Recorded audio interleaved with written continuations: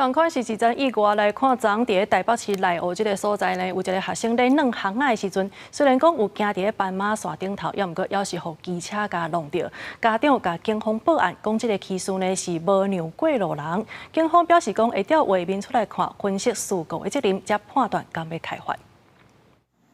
一个查甫囡仔举雨伞徛伫咧路边，看到总算有人碰，赶紧要通过。向向有一台奥托摆，无放慢嘛无动点，抓直接撞落。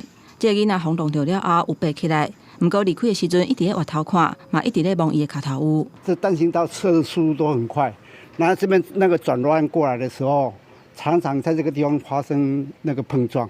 这个事故发生在台北东湖路的巷仔底，现场是无号志的路口。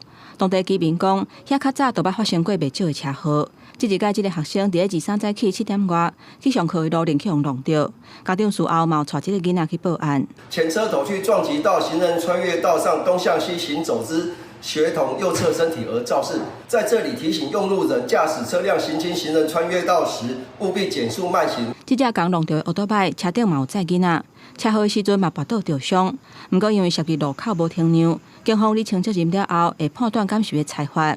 监管基金会分析，囡仔伫咧车路的风险，上接看到的都是去互车弄着。儿童的行人发生事故的话，70%都是以车辆为主要噪音。那车辆主要噪音的部分，第一个就是未依规定停让行人。台北市警方处理路口无停让的情形，今年到3月份为止，都有7975件。